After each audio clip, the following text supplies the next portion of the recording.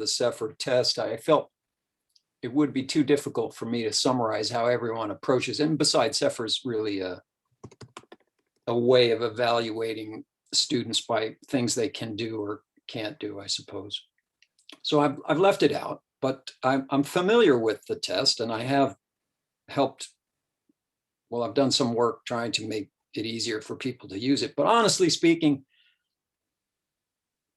I can see the appeal of it from teachers, but it has some serious problems. The biggest problem is everyone gets the same score. So it's not really very helpful for diagnosing or advancing a student or helping them.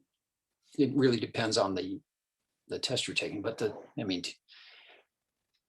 if you don't know any English, you're an A1, and if you've studied some English in junior high school and elementary school, you're an A2, and then you're an A2 until you become an advanced learner. So it's kind of I don't know why. So I took it out. I'm not going to talk about it. But if you want to ask me a question, go right ahead.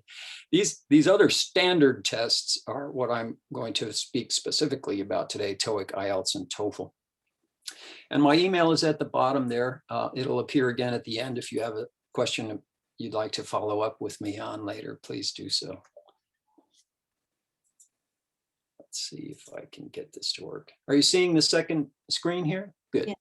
Okay, so let's talk today. I see the reason you came here is going to be one of these four things, because these are what were in my explanation. One, how are the tests created on average, right? Because they're different. Obviously, a TOEIC and a TOEFL are TOEIC doesn't have a speaking and writing component. So how are the tests scored, essentially? Because there's some, it's a secret recipe, but basically I'll tell you how they're scored, and that might be new for you. And then why they can't provide useful feedback or don't provide useful feedback. And I'll try to explain a little about what that means, but and then last, how can your students efficiently score higher? So let's, I'm not really sure. I'm going to guess that, like the dads that have been contacting me, most of you just want to go straight to number 4, like, skip all the junk, just give me the secrets, guy. So, but I do need to tell you, lay the foundation for why they are the secrets. So I'll tell you about, how these tests are created or composed and how they're scored, and then maybe why they can't show you useful feedback just is confirming what I've said earlier, and then I'll give you the simple advice how to do better. So first, how the tests are created on average. There's 4 standard sections or 2 standard sections with parts under each section. So TOEIC has listening and reading, and TOEFL has reading, listening, speaking, and writing. And then within each section, there are standard parts. There are 12 to 17 blocks of written or spoken text. So I'll just call it a block. It's you either have to listen to it or you have to read it.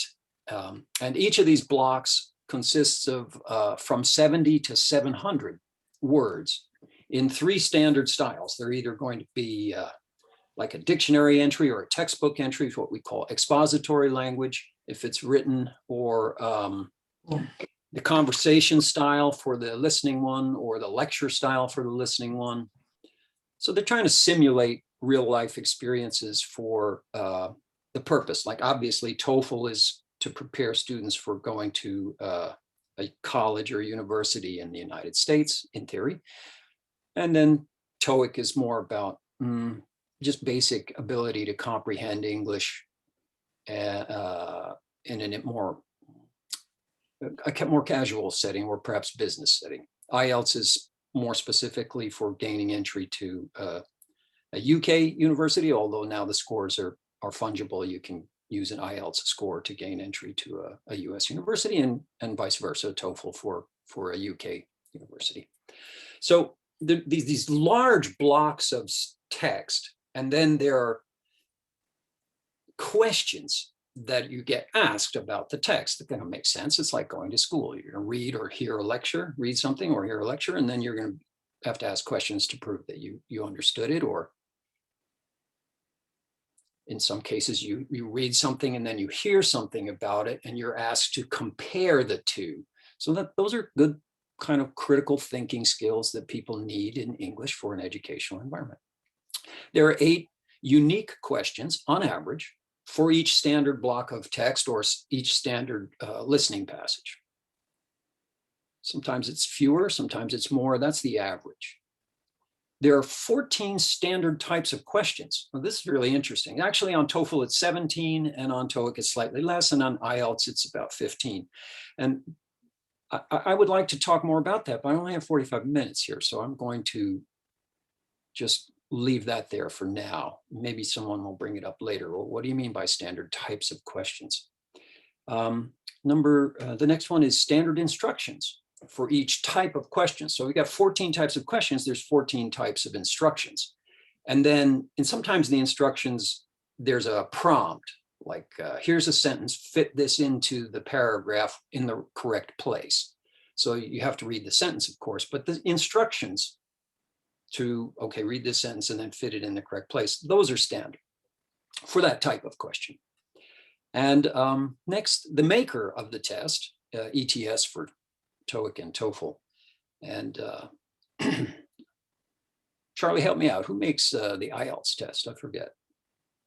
Is it like a consortium or something? British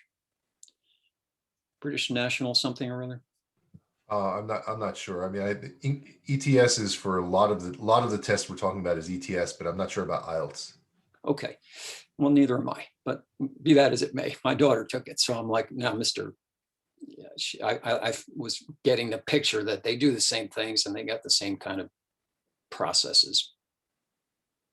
Okay, next is, so the maker of each of these tests has thousands of these blocks of written and spoken passages, right?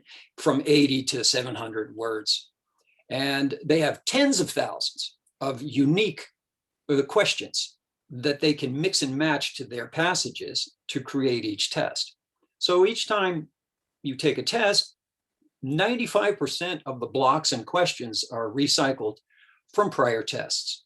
And it's not because they're lazy, it's because that's the only way the tests work. 5% of the questions or items, we call them, are new, but they don't count to your score because they don't know how difficult they are relative to the learners. All right, so what you need to remember about this is the same content I just showed you: 4 standard sections, 3 standard styles, 8 unique questions, 14 standard types of questions, standard instructions. 95% of the questions are recycled. You get in the picture here, there's like, oh, these are standard tests. This is why they call them standard tests. So if you understand these standards, the test's going to be a lot easier, a lot less stressful, a lot faster. So a little more color, if you will, on the nature of the test without getting boring and showing you examples. You can see that anywhere. The 12 to 17 text blocks, if they're reading blocks, they have many, many difficult, low frequency words and really messy, tortured grammar. And that's not a mistake. That's on purpose. This helps make them confusing and helps require the student to have to read them multiple times to be clear. Sometimes the answer, or often the answer, requires reading 2 different sentences to be able to come to the answer that best solves the puzzle. Whereas the listening blocks are like 97% really easy, common words. But it's just that they're spoken at standard native speeds, like the speed I'm speaking right now, as opposed to a caretaker speed where I would slow down and make it easy for you, like we do in our classrooms. So the speed is an issue, but generally speaking, the vocabulary in the listening blocks is not an issue. And surprisingly, or happily, the few difficult words they throw in, like they explain them. which is kind of cool. So they'll put up a slide if it's a visual test, like the TOEFL IBT, and then they'll talk about that word a little bit, kind of like it's a lecture in a classroom and so forth. So generally speaking, vocabulary is not going to be an issue for the listening components. But one thing they always do is they have these confusing native colloquialisms or mannerisms or styles. And if you guys like me have struggled to learn Japanese over the years, I remember the day I finally realized you have to listen very carefully for that nakute at the end of the key word in a sentence, because that reverses the entire meaning of what was just said. So, people are say something and you're like, oh my God, did they just say that? And then, oh no, they meant the opposite of that. There's a lot of stuff like that in English too, where there's a word that gets thrown in, like, I'm awfully happy to see you. And no, you're awfully happy to see me? It's like, wow, I mean, awful is bad, right? So it's weird. So they have a lot of this kind of colloquial patterns especially in the conversation components. And I'm not really sure how to help people prepare for that. You probably know better than me, but I'll just warn you that that's there. Now, it's interesting. I'm burning up more time on this than I thought I would, but I just want to mention that, look at my data here. 24% of the words in the listening and speaking component are written. So only 75% of what you have to deal with in those sections is spoken. I thought it might even be higher than that. But so in almost every case, the answers are written, not spoken. The instructions are always written. And these tests are extremely biased toward reading ability. But as I say, only in the reading section itself and the writing section, which involves a lot of the same materials from the reading section, but just different blocks. The higher level vocabulary comes into play. They're very kind in the speaking and listening sections. Finally, the instructions are basically easy words, or not low frequency or difficult words, but they can be tricky. And the questions are pretty much all easy words, and they're fairly clear. I mean, the sentences that they provide, they're clear in what they mean. But the answers, obviously, they also have mostly easy words, unless they're picking up a keyword from the paragraph that you listened to or read. But they're obviously very similar, and they're purposefully very tricky. All right, let's move on. So how are these tests scored? Essentially, right, these are item response tests. So IRT, you might hear that, IRT theory or something like that. IRT response. Item means question. So each question on a test is an item, not the block of text, the question they ask about the block of text, although you could say they're kind of dependent, so they come together. So each item on one of these tests has a difficulty metric. All right, that's for example, it might be minus 2.241. They might go out to 3 decimal points, or 5.668. A minus 2.241, just for sake of discussion, we'll say 0 is the average of all test takers. So obviously a minus 2.241 is an easy question, and a 5.668 is a more difficult question. And what does that mean, easy or difficult? It means relative to all of the people who have ever taken this test, statistically, they have calculated the difficulty of the item. So an item's difficulty metric is determined by the number of correct and incorrect responses received from thousands of people around the world over many years, usually, because they repeat recycle the questions.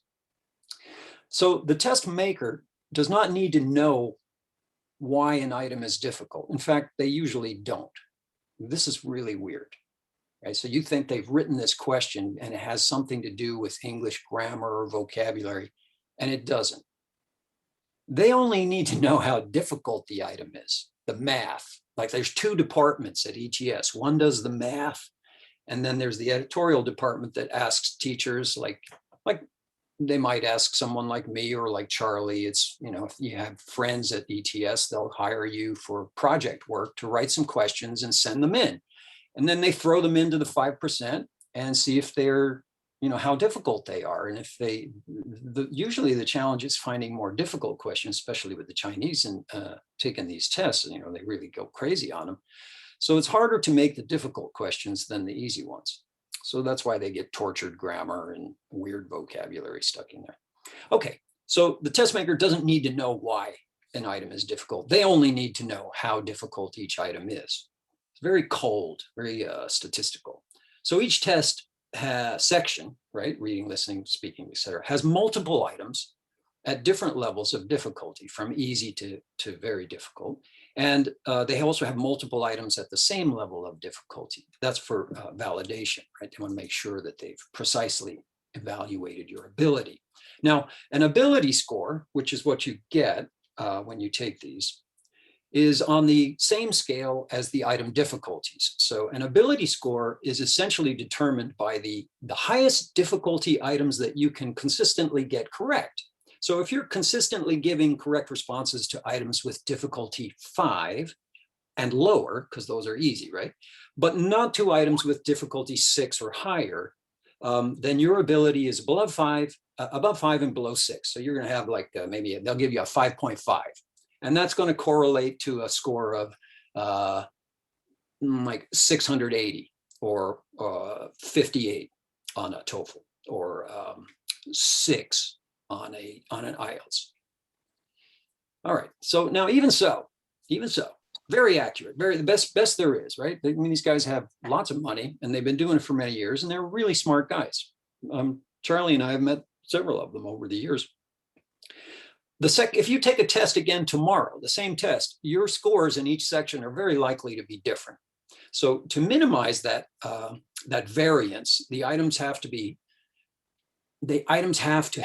questions have to have stability, and not just stability in Japan. They've got to be stable in all these different places where second language learners or English language learners are taking the tests. And that's a really tall order. So of the new questions the editors ship in, very, very few make it into the new tests for testing, because they make it into the test, but they don't survive because they're not good. They may just replace one that's there that's getting tired and old. You know, it had pictures in the image that date back to the 70s or the 80s, and they want to update that question. So if it has the same difficulty, they'll just swap it out. They do not care what it's about, what the grammar is, what the points are, and they don't care about that. They care about how difficult it is. So why don't these tests provide useful feedback? Well, the answer is simple. The ability of the person and the scoring is based solely on the item difficulties. It doesn't matter what the question is about or how it's written. All that matters is how difficult the item is, and did you get it correct or not? So the test maker cannot provide useful feedback on what kind of vocabulary or grammar issues each student needs to study in order to get a higher score. They'll write something in the test that says, oh, you should do this or you should do that, but it's just a platitude, a generalized comment that's of no value specifically. They haven't diagnosed your English condition and said, take 2 aspirin and call me in the morning. They've said, oh, you need to study more English, essentially, because they don't know. And all they know is that you don't often get items correct when the difficulty is 6 or higher, and you often get them correct when the difficulty is 5 or lower. You see, it's very precise and scientific in that way. So I have covered how the tests are created, how the tests are scored, statistics, and why they can't provide useful feedback, because they're blind to the content, so they don't really know. But this is probably why you came. I love looking at Kevin's picture in my thing. He's sitting there smiling like this. I was thinking, oh, okay, thanks, Kevin. How can students efficiently score higher? I assume that's what you're here for. So let's move on to that. Now, if you don't care about efficiency, right, that's cool. These tests are highly correlated to total reading. All right, so if time efficiency doesn't matter to you or your students, just have them read 10,000 hours of unsimplified, authentic texts in a variety of genres, including college textbooks. And if they do that, by the time they finish the 10,000th hour of reading unsimplified, authentic material, they will have accumulated enough knowledge of English and interacted with enough foreigners. They'll be like able to score like a high school graduate, a native high school graduate would score on one of these tests, which would be certainly high enough to get into a foreign university or impress an employer with their English ability. TOEIC can be achieved much easier. You know, probably don't need 10,000 hours with TOEIC, but definitely with TOEFL and IELTS. Isn't that funny that 10,000 hours kind of aligns with how much reading a native L1 speaker does during their primary and secondary education? It's interesting how that lines up there. And from talking to the people at ETS when I had the chance to, basically these tests, I used to think the tests were kind of tricky, and I don't know, because I'm a cynical guy, so I was thinking they were tricky. They were made tricky on purpose. But later, after talking to them, I've come to realize they're basically just measuring how much exposure to English people have had. If they've had a lot of exposure to English, they're going to score higher. Oh, okay, all right. So, but my thing is, well, there are shortcuts.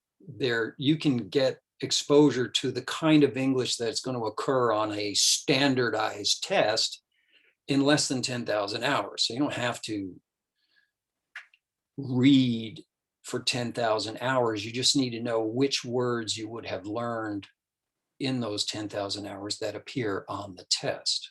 Right? So we need to know that. So let's move on to the secrets. Number one, did you know that the instructions, and they're mostly written, make up 20% of all words on each test? My God, think about that. 20% of your burden for comprehension is reading the instructions. These are timed tests. It wouldn't matter if they weren't timed, but they are timed. And you just threw away 20% of your time because you were confused about what these standard instructions meant. So confusion is something you want to avoid in these. So and this sounds so dumb and trite, but you need to memorize what the standard instructions and question types are. That's going to save you 15% of the time easily. You have to glance at them and confirm that that's the one that you know. That's why it's not 20% of the time. You still have to confirm what's going on with this type. Now, I did mention earlier that there are, depending on the test, from 10 to 17 different types of questions that are going to be asked. So what does that mean? For example, there are who, what, why questions that hinge on a fact that was covered in the block. And then there are because of or according to questions that ask if you understand why something is. And then there are questions where, well, okay, choose the 2 of the 4 or the 3 of the 6 that are copacetic. They're in agreement with that part of it there. That's what I mean by types of questions, right? So that each one of those types of questions has a particular strategy, a reading scanning strategy to respond to it. That's pretty deep. I mean, that'll add a lot to your score if you know the strategy for each type of question. So if you look, there's the instructions, boom, boom, that's that type. Oh yeah, I know that type of question. I know the strategy for answering that type of question. Then you do your reading. That would be a very efficient way to do this. I sound like some kind of AI monster the way I'm describing this. I'm sorry if it sounds that way. I don't mean it that way. I just want to help the kids get higher scores. All right, so memorizing the standard instructions will save you time, and you can use that extra time to think about the unique questions and answers you're being hit with, right? Because there's only the smallest component of the test is the unique parts. Well, you could say the blocks of text are all different, but they all follow kind of the same pattern. Scoring secret number 2. And this one's not a secret, but I had, I didn't, 2 secrets wasn't enough. So I had it here.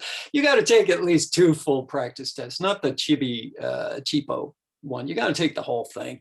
Man, this will have a massive positive effect on you because confusion is going to be reduced. Nervousness will be reduced. Stress, get all that. The bad stuff gets minimized just by having exposure to it. It's like, it's dark. You don't know what's there. It's scary. Turn on the light. Oh, well, that's not so bad. Okay, so that's basically what this is about. 2 practice tests, easily going to save you another 10% of total time on the real test. So now if you've memorized the instructions, you've taken 2 practice tests, you're up to 25% more time than the other people in the room. And these tests are graded based on how you did compared to the other people in the room. And the rooms are all around the world. They're not just the testing center you're in. They're in Thailand and Vietnam and Cambodia. People taking these tests, their ability score to those items is being compared to yours. So if you have 25% more time than they do because they didn't prepare, you're definitely going to do better. So again, use that extra time. How am I doing for time here? Oh, good. 25 minutes. Does anybody have any question about that, or you want to go on to the big one, number 3? This is the killer. Let's move along. Okay. Number 3.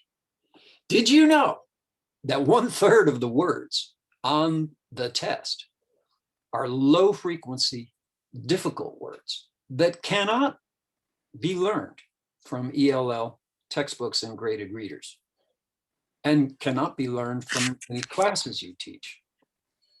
And that's an accident on purpose. And what I mean by it's an accident on purpose is, remember, they get these questions, they don't know if they're easy or difficult. They stick them in the test and test them. And then they find out, oh, this is a difficult one. Well, guess what? The difficult questions always have this really arcane, obscure vocabulary in it and tortured grammar to boot, but definitely low frequency vocabulary. Now, because the questions are recycled, if you scan enough of these tests, like several hundred, you'll know which words each test favors. Like TOEFL favors a certain group of words and phrasal verbs, and TOEIC favors a certain group of words and phrasal. It's not that they favor them, they don't even know they're there. I've talked to guys at ETS, they don't even know this. It's just, it's the numbers, it's the difficulty and so forth. I had a conversation with some guys at, what was the name of that? Ubuntu. Everybody know that company, Ubuntu? They tried to make a test called CASIC. Anyone ever hear of CASIC test? Like they wanted to make their own version of a TOEFL or a TOEIC or something like that, or IELTS. I guess they sell it to some schools or companies in Japan. It's probably a really good test. And they said, we have this problem. We're unable to make difficult questions. It's really expensive. We're spending a lot of money with writers trying to get questions that will come through at high difficulty. And I said, well, okay, I can help you out. Give me the questions. And I just went in and changed a bunch of the adjectives to very low frequency, difficult words. And that solved their problem. They really didn't care what it was about. It was just that the questions were too easy. It's easy to make easy questions. So, and what is that? The third point. Remember, all of these items, the questions and the blocks of text, they repeat over time. You can't like memorize them and hope it's going to be on the next test. It doesn't work that way. But any good high quality vocabulary supplement can teach you the right vocabulary for the test you're going to take. So if you're going to take a TOEFL test or you're going to take an IELTS test, you want a vocabulary supplement. You don't want to waste time in class on vocabulary. You'd be better off talking about the colloquialisms that trick people than you would working on vocabulary in class. It's just too many words. But any high quality one, what does high quality mean? You want a vocabulary supplement that's handy, easy to use, it's reliable. The publisher has bothered to actually scan the tests instead of just like imagining what might have been on it. But there are a lot of books, I think in the bookstores, there were, I don't know what the situation with bookstores is these days, but there were many, many vocabulary books. They dominate the field for test preparation. Never has ETS or the maker of IELTS, never have they once issued a vocabulary list, like their official list for their test. Now you know why. That's their Achilles heel. If people were to know which specific low frequency words occur often on their test, it's like a Rosetta Stone. It just unlocks the whole thing. If people could study those words before they take the test, it's going to make a huge difference. I'm not sure how much you know about this subject. Charlie's an expert. I don't know if he's still with us, but there's something called coverage or coverage theory, which says the percentage of words on average in text or speech that you don't understand and understand. And people chronically underestimate the percentage where you can get by. It's really high. You need to know 97% of the items or words coming into your head in order to grasp the meaning of the sentence or the paragraph. And if you're suspending unknown words as you're moving ahead searching for the correct response, you get lost. And that's why they have 1/3 of these words. Now, most of them, as I said earlier, keep in mind, are going to appear in the reading section and the writing section. The listening speaking sections tend to be a lot easier. Hey, Paul, is that a question coming? Are you writing on my screen? That's cute. So find a good vocabulary supplement and have students take advantage of that. So like, when you're talking about vocabulary, it's always helpful to have examples because the brain doesn't really work that way. For me to say this is more meaningful to show you. This is a little bit tricky. I hope you can see it. If it's green, it means it's frequent in the TOEIC. This is an example using TOEIC. So if it's green, it's frequent only in TOEIC. All right. So, and if it's amber or yellow, it's frequent only in general English, which is all of English. So you see, I just picked 2 letters, A and G, and I went down the list of the words that are frequent on TOEIC. And the first one that's green there is aboard. It's not frequent in general English. And what does frequent mean? It means it's within the first 2,500 words. So if you count the words that occur on a TOEIC, on say several hundred TOEIC tests, as I have, and you know that aboard occurs a lot, and it's within the first 2,500 most frequent words of TOEIC, but look, it's not even in the first 2,500 most frequent words of general English. So we have a mismatch. And that's what I was talking about earlier. 1/3 of the words on these tests are low frequency in general English. They probably won't be covered in the materials because they're all simplified, but they're going to be on these tests. So aboard. Next one is absent. And the next is abstract. In general English, abandon, absolute, abuse, academic. These, they're more frequent in general English. They're not, for whatever reason, they're not frequent in TOEFL. Now in the G, you have gallery, gallon. That makes sense, right? We have a metric system in most of the L2 markets. So they want, there's a good word to trick people with is gallon, which they'll run into in the UK and in America. Garbage, that's a good one, right? When I first came to Japan, I've had to learn the word trash because we have trash in Japan. We don't have garbage, which is great because we got all the garbage out of my life. So, okay. Gardener, strange. Gasoline. And gas is common in both. You see just above it, gas, and then over in the general list, there's under garden is gas. So gas is frequent in both, but gasoline is frequent on TOEIC because we don't usually say gasoline or write it even these days. But that's a good way to trip people up, right? Use gasoline. And then gender. Gender. Yeah, gender is frequent on TOEIC, but not as frequent in general English. Then you see the words that you would, the yellow words are words that at some point they will learn through their studies of English, studying general purpose English, that won't appear on TOEIC. So there's just a couple of examples to show you how specializing with the vocabulary is very helpful. You want to find somebody who knows this stuff and study with their material. So I've got 10 minutes left. And I'd like to ask, I have a few more slides that help me explain the answers, I think, if you ask really hard questions. So, Herb, I'm going to let you open up for questions. Otherwise, we can Thank you go very our much, separate Jack. ways.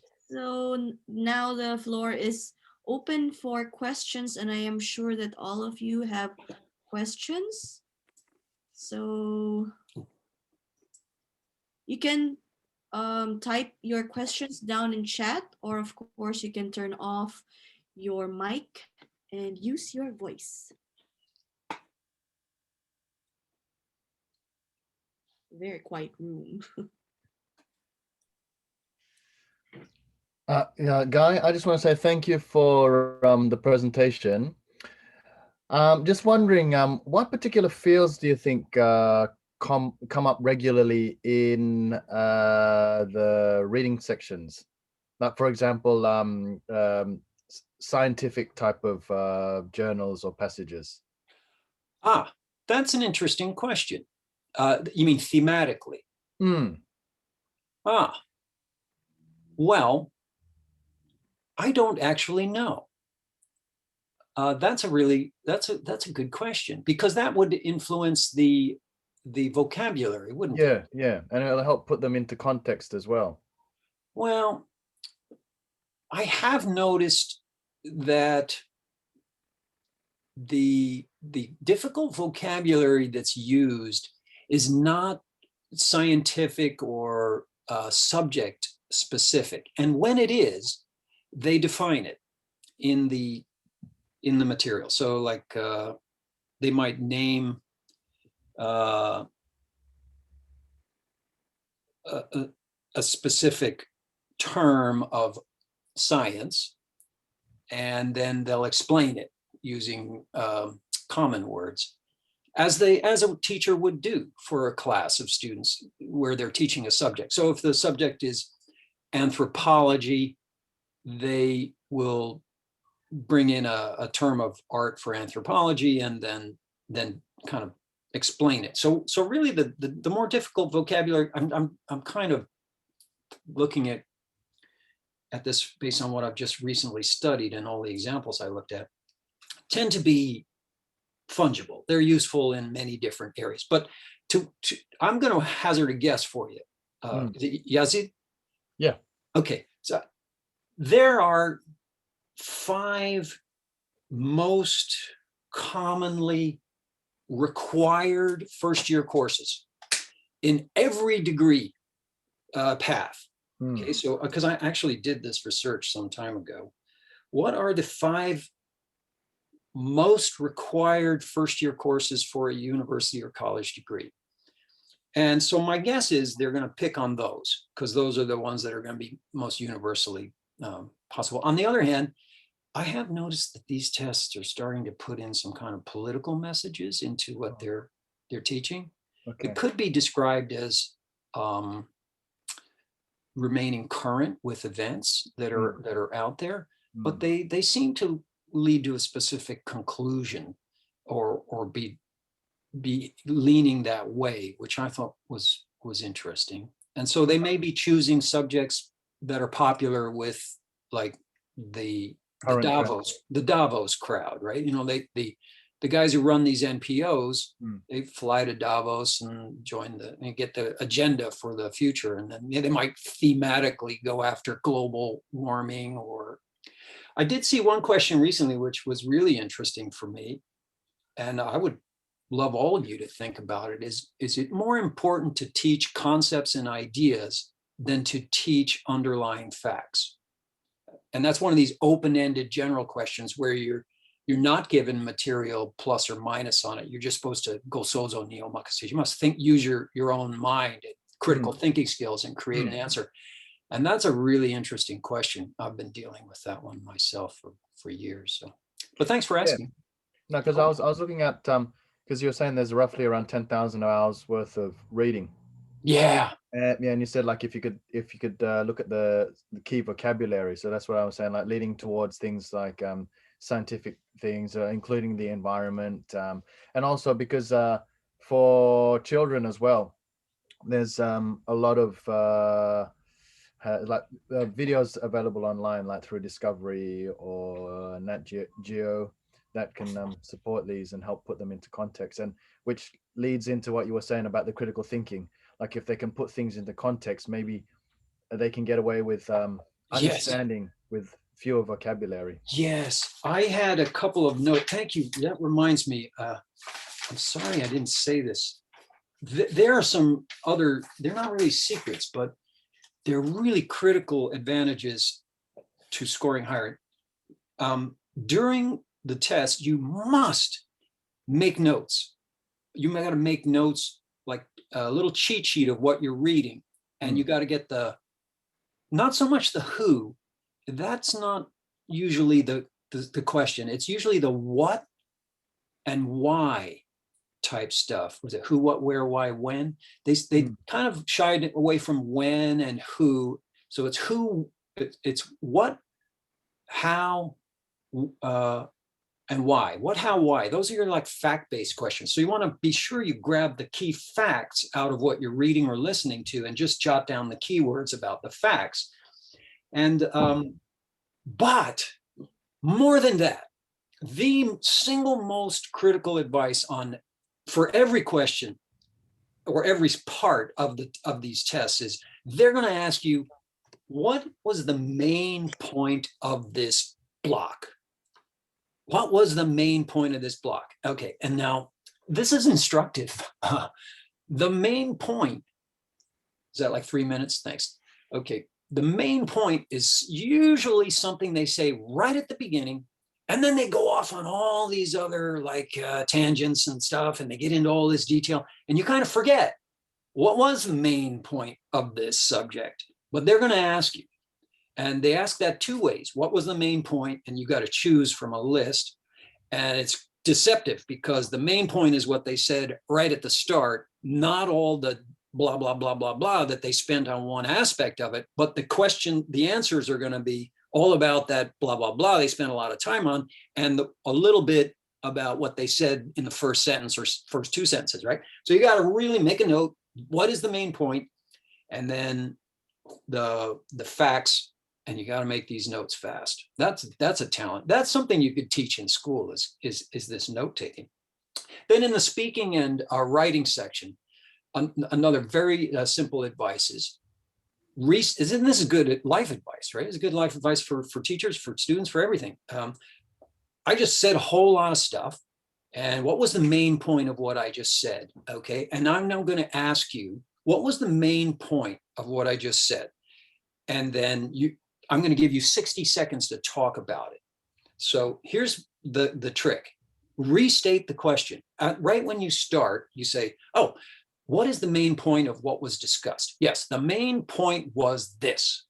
Boom. So whenever you answer something in writing or by speaking in those components of the test, first restate and summarize what the question was. This puts your brain in the right mode to approach a good response. It's reminding you, what the hell am I supposed to be saying or writing now? Because you have to stay on that subject. They don't like you getting lost and meandering. Yeah. So I think I've run out of time? I've run out of time. So yeah, but okay. So before let me just finish this point. So you want to state the question, restate the question, give your reasons for it, and then try and support it. And then if you have any time left, conclude it, right? It's a nice way of talking in general when you're explaining, right? Okay, before we end, because this question came in a little bit later from David and James, if you know of any good TOEIC and IELTS vocabulary books. TOEIC and IELTS vocab books. There are plenty of good TOEIC books. One piece, I assume you're here in Japan with us, so another secret, I didn't bother to put it up on there, but is that don't recommend any preparation materials written by foreigners. You want to buy one that's written by Japanese, and if it's they have to have some sympathy with the learner. Japanese study English the way Japanese study English, okay? There, you know what a mnemonic is? It's a way of memorizing, a memorization trick. All the mnemonics are really colloquial. They're really local. So I would definitely recommend buying one from a good quality publisher. There's enough information on those being ranked by people, especially these days with the internet. So I won't recommend any particular brand, but they're good. And interesting research on studying vocabulary, because there are digital apps, like I make one for TOEIC vocabulary, but the comparison between apps, word lists, they have the little red film you slide down over the words and then word cards on paper like Techo flashcards, and then reading. Reading is the slowest way to acquire vocabulary. The cards is the next slowest way. The list of words is pretty fast, but it's only good for cramming. And then the vocabulary apps, like someone mentioned Anki and another thing, where they repeat the words over time, those will build longer term memory. Those are the best and fastest way to acquire this vocabulary. So you need to find a good app. If it's on your mobile phone, all the better. So a high quality vocabulary app is a super hack for these games, if they actually know the words that occur on TOEIC. Most of the times they don't. Thank you very much. Yeah. Okay, thank you very much, everyone. So if you still have further questions, or if you want to talk to other people, we have the social room open, so you can move to the social room and get in touch with other people, or maybe if Guy wants to go there as well and answer further questions. So everyone, thank you very much for coming. Thank you very much, Guy, for this amazing presentation. So everyone, let's give Guy a round of applause. Thank you very much. Ooh, Thank you. Thank you. I hope it was helpful. very helpful. Was very. Thank you. Thank you.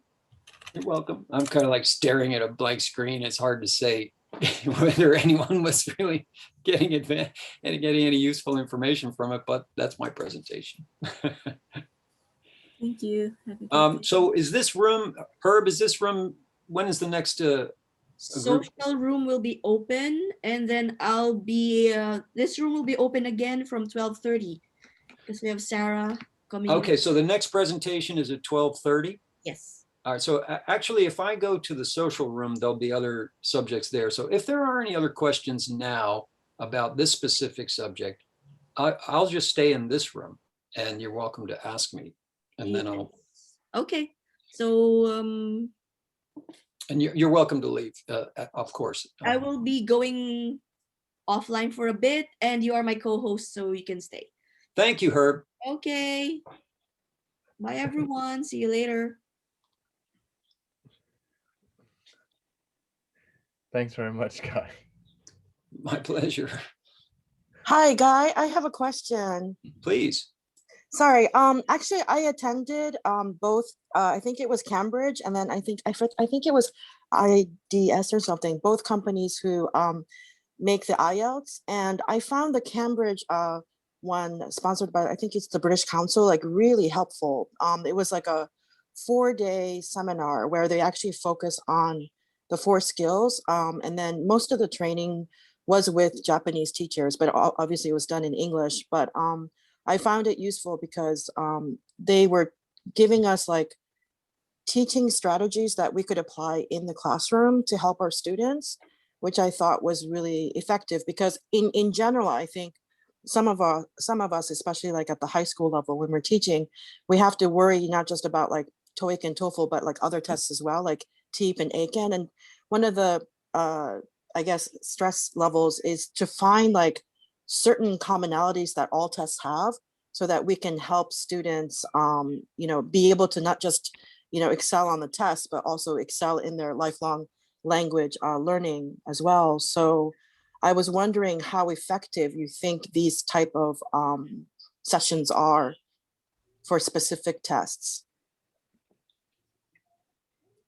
Fantastic. I know a guy, Hinata-san, who Mhm. runs an intensive 3-day over the weekend seminar for either TOEIC or TOEFL. And Hinata goes out and takes every TOEFL and every TOEIC test. I mean, goes to Wow. this learning center personally. This guy is so intimately familiar with the tests. He Mhm. recognizes the questions that are recycling now because he's Wow. taken so many of them. And he runs these seminars and teaches, we used to call it test wiseness, or the Mhm. strategy of taking that specific test. And I can understand the desire to want to be able to help our students with universal formulas or universal strategies for any tests they're going to encounter. And I believe Mhm. that's valid. I Mhm. think if you do that, that Cambridge course sounds fantastic. I'd like to take Yeah. it. Yeah. That sounds really good. How much was that? My company paid, luckily, but I think it was like it was divided into each of the skills. So each section, I think, from what I remember, was about maybe 20, 30,000 yen, but it's an entire day. Yeah. So Yeah. in one Well, day, I you're mean, practicing speaking, and I yeah. had to cram this into 45 Yeah, of minutes worth course, of of course. questions, right? Yeah. And it's not Yeah. possible to do that. So Of course not. yes, but I kind of summarized it with that secret about memorize, or know the instructions and the types of questions perfectly. So if there are 17 is the max I ever identified, 17 different types of questions, each test is going to have either all of them or a subset of those. And there's your menu for how to think about the strategy for it. But definitely strategy, if you take a class or work with someone on the strategy of the test, that will definitely help you. But you went to 4 days at Cambridge, and now you're, in theory, better off at helping students learn strategies for taking IELTS, certainly, and possibly some other tests. This guy Hinata, if you go to him, it's only going to be TOEIC. It's like TOEIC boot camp. Okay, And it's going to whip you into he's not the only guy doing it. And he speaks in Japanese. Oh, So okay. you can like blow through all of the talk about in Japanese. So he's going to talk about the test in Japanese, and they go, blah, blah, blah, blah, blah, blah, blah, and then hit the one point in English that he wants to drill home. And for him, as a Japanese, he has recognized knowing that is important to your confidence and your performance on the test. I always thought he was cool. And he was the first guy that gave me the idea, because I was all involved in the frequency of vocabulary occurrences, scanning the tests. And he was the first guy who introduced me to the idea that there are standard forms of questions. They call them, we call them types now, but initially we called them forms. And I thought, well, geez, we could analyze the frequency of the types to determine which type of question is most frequently asked. And that's the one that you should make sure you teach them about. And in fact, you can. But it's like traffic signs. They're the signs along the road when you're driving that are most frequent. And yes, you certainly need to know that a stoplight means go, hurry up, it's yellow, or it's red, stop, right? And you need to know the most frequent signs. So you need to know the fact-based questions, the who, what, where, or why. Those are the most frequent questions on any of these tests. Did you glean the facts from your listening or reading? That's the most, but they're usually not the more difficult ones that will get you a higher score. The ones that'll get you a higher score are the ones that are after it's over and they ask you, and you can't refer to the material any longer. What was the meaning of this? And in order to be able to get those, you have to, first of all, understand that that's coming. There's only one of them in each part, and it's coming at the end. And after you've answered all these other little detail questions, then they're going to go and kind of trick you on what is the main purpose here of this subject. And so that's why I mentioned that earlier. You need to know that they're going to do that in every case. There are not a lot of them, but they're highly consequential because they're difficult questions always. And so, you're looking at a question with a 5 on the scale. And if you get it right, it's pushing up your average on what you know.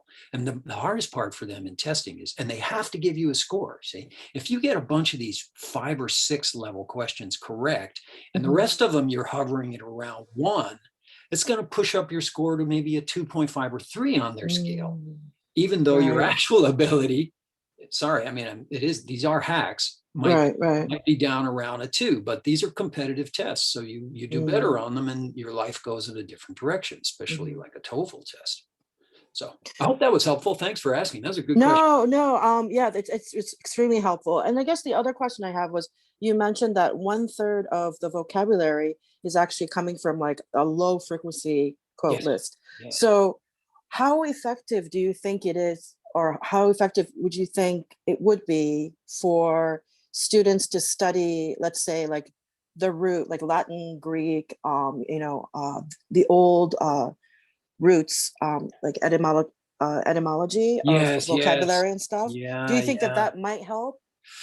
I've heard people speak about that subject, but I think another way to, I don't think it's, I wouldn't recommend it. I Yeah, think it's easier to just learn the words that are going to be on there. There are some interesting like tidbits when you go as deep as I have in this area, like acceptably is, if you know the word accept, you don't know the word acceptably, or so there are certain assumptions that a lot of people make if they're lower level in this area, lower experienced, about what it means to know a word and what is a word. So accepts, accepted, accepting, accept, those are all that you can just know accept, and you'll know the inflected forms of it. But these derived forms of words, acceptably, and the adverb forms of words are generally different words. So based on that, my guess is that the abstraction of a root word is going to be, somebody's dream, not practical reality. And there are a lot of people doing stuff out there. And then there's this kind of like belief that the brain is forming clouds of connected meanings. So learning a bunch of synonyms and antonyms related to a meaning is going to be helpful. Personally, I don't subscribe to that theory. My theory is that words are what meanings sound like. Words are what meanings sound like. And the brain is encoding meanings with sounds. And there's a lot of evidence to support what I just said. With brain scanning technology, the meanings are almost, so even a written word, when you perceive it with your eyes, it processes through the sound processing component in your brain. And the most bizarre part of this is that people who were born without hearing ability are using that, they're firing up that exact same part of the brain for meaning recognition, because even though they're only reading, that's happening somewhere different in the brain, but the actual meaning is processing through this particular part of the brain. So you need to just know the sound of the meaning, and that the only way to do that is to hear that meaning. Of course, in context, spoken, written, these are all valuable different ways of knowing what a word means. There's a lot of people suggest that, well, if you have them say it or write it, it becomes a deeper, stronger memory. The part in the brain that's retaining this knowledge is more long lasting and able to fire on demand. So yeah, I think that's true. But no, I wouldn't. Sorry, long-winded answer. But no, I wouldn't go so far as to say that has any benefit. Although it'd be a hell of a lot of fun. I love doing that. Like, what is the root of this word? Where did it come from? And then it gives you, when you get as deep into it as I am, it gives you some kind of evidence for the programming effects of language. How I'm not. Have you ever heard of Worf's hypothesis on linguistic determinism? No, I haven't. That's fascinating. It's essentially, he studied the Hopi Indians as an example to flesh out his theory, which was based on Sapper's earlier work on linguistic relativity. So Worf went further and he said that the vocabulary of a language determines how people can think. Right. So we have words, and that's what we're using to think, not feel. Or subconsciously we can feel without words, but consciously to think or express ideas, we need words. And so in Hopi, they have no words for past, present, and future. Time is kind of like an Aboriginal language, like Australian. So the concept of time is dealt with differently in the Hopi language. So their ability to think is determined by the language, or their language reflects the way they think, which came first, the chicken or the egg. That's linguistic determinism. And so you've got students, how this applies for us is we're able to think far more abstractly and enjoyably in English because we have a large vocabulary. Right.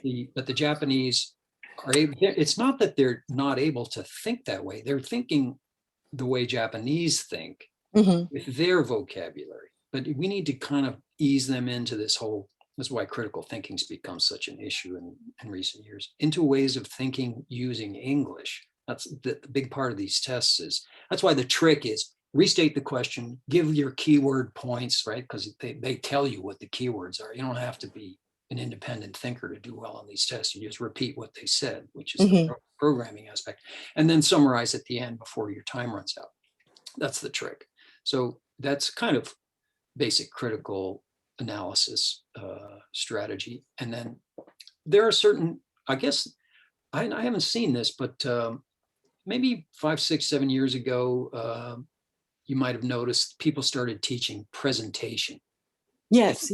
Right? Yep. English. Yep.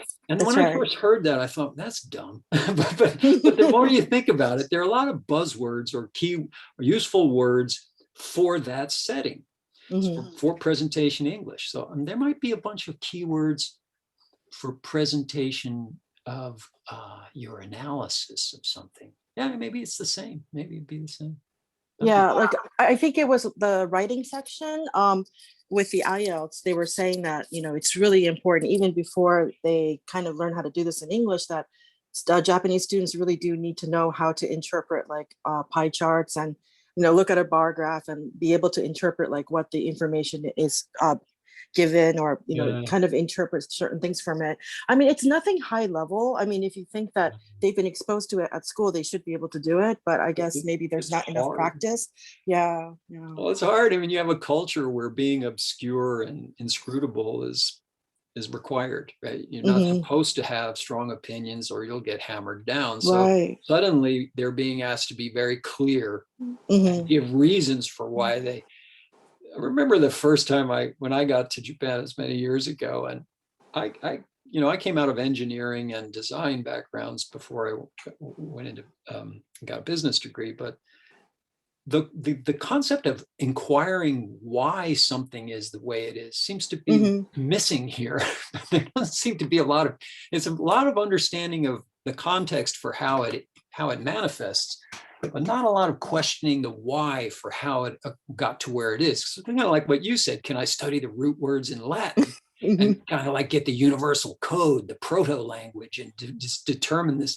Yeah, but that kind of thinking is not very common here. The way Japanese, like, you ever hear the fish tank experiment with Japanese and Americans? This is great. No. Okay, so they sit the people down in front of an aquarium of fish, tropical fish.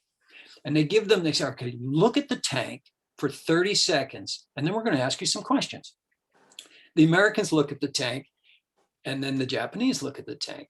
And then the Americans, okay, they look at the tank, then they hide the fish tank. And then they maybe it's a video of it, right? And they say, okay, what did you see in the tank? It's just like a general question. Oh, okay, there were 2 angelfish. They were black and silver. There was one large catfish. He was sitting over, and then they name all the fish that they can remember, right? The Japanese describe the plants, the little bubbling Ferris wheel thing. They describe the context. of the tank. And it was very interesting. Oh, that's instructive. The different way of approaching the subject. They eventually get around all the fish, but it's more about the entire context of the tank, whereas the Americans went straight to the fish, like, ooh, food. But your comment about the instructions, that actually